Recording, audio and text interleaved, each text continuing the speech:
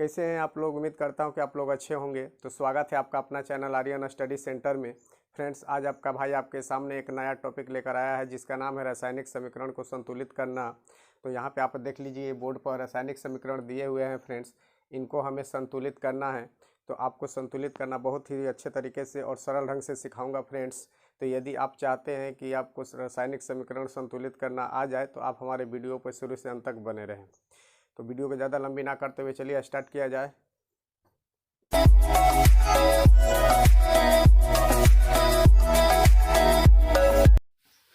रासायनिक समीकरण को संतुलित करने से पहले कुछ बातों को जान लेते हैं। जैसे देखिए, यहाँ पे जब भी रासायनिक समीकरण दिया रहेगा आपको बीच में इस तरह की एरो का साइन दिया होगा और एरो के इधर वाले हिस्से को कहते हैं LHS और एरो के सामने जो इधर की हिस्सा होगी उसको कहेंगे RHS।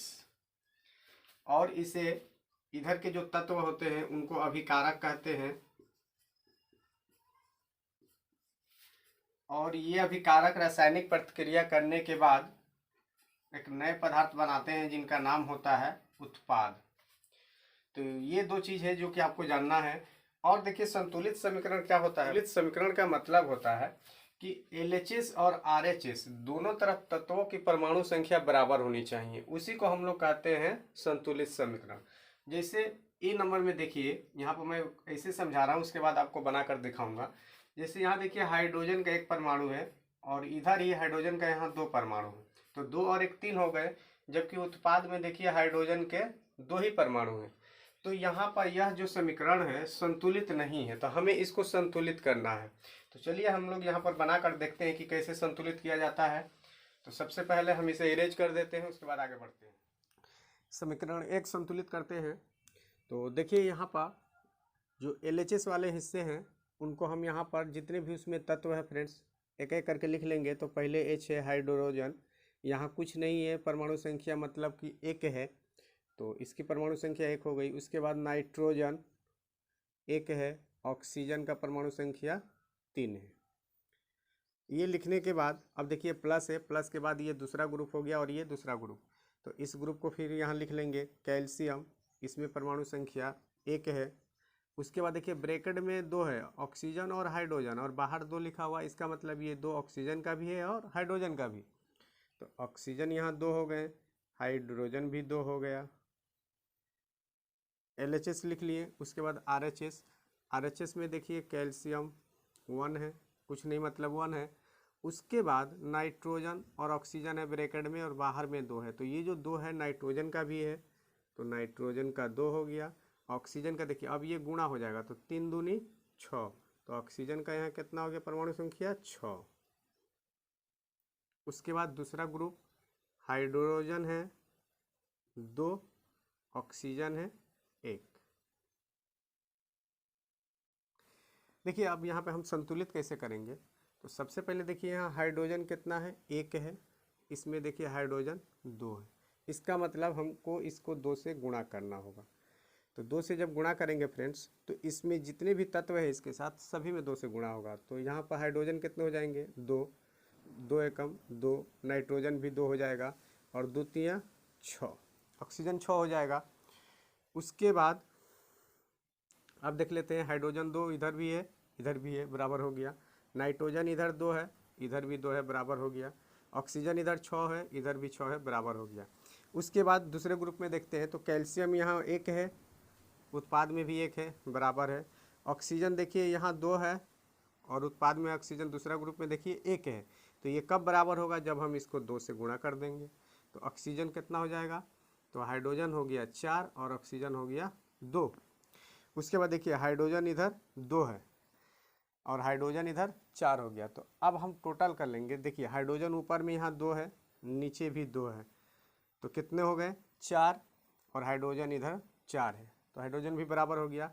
अब सब देख लीजिए, नाइट्रोजन 2 है, नाइट्रोजन 2 हो गया, ऑक्सीजन इधर 6 है और नीचे 2 है, तो 8, इधर ऑक्सीजन 6, इधर 2, इधर 8 हो गया। यानी पूरी तरह से ये समीकरण क्या है, संतुलित हो गया, बराबर हो गया। अब हम इसको क्या करेंगे, लिख देंगे। तो जिसमें जितना से गुणा किए थे उसमें उतना से हम गुणा कर देंगे। तो देखिए पहले वाले में हम 2 से गुणा किए थे, यहाँ 2 से गुणा कर देंगे। उसके बाद ये दूसरा ग्रुप में हमने कुछ नहीं किया, इसको ऐसे ही रहने देंगे। उसके बाद देखिए उत्पाद का पहला ग्रुप में भी हमने कुछ नहीं किया, वैसे रहेगा, लेकिन उत्पाद का दूसरा ग्रुप में हमने 2 से गुणा किया था, यहाँ 2 गुणा कर देंगे, तो ये समीकरण संतुलित हो गया। और एक चीज़ याद रखना है फ्रेंड्स आपको कि कभी भी संतुलित करने के लिए हम कोई भी संख्या दशमलव में नहीं लिख सकते और बटे में नहीं लिख सकते, हमेशा जब भी लिखेंगे पूर्णांक संख्या ही होगा। चलिए सवाल नंबर 2 देखते हैं।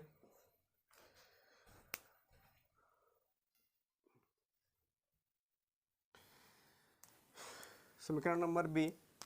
तो सबसे पहले हम यहाँ पर सारे तत्वों को लिख लेंगे। तो पहला ग्रुप में है सोडियम, Na सोडियम का होता है, उसके बाद ऑक्सीजन। तो देखिए सोडियम का यहाँ कोई परमाणु संख्या नहीं, मतलब 1 है, ऑक्सीजन का भी 1 और हाइड्रोजन का भी 1 है।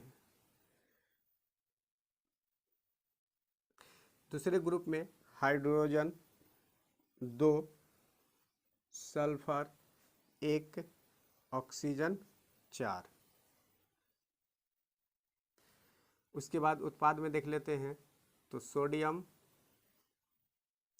2 है, सल्फर 1, ऑक्सीजन 4। उसके बाद हाइड्रोजन दूसरे ग्रुप में 2 है, ऑक्सीजन 1 है।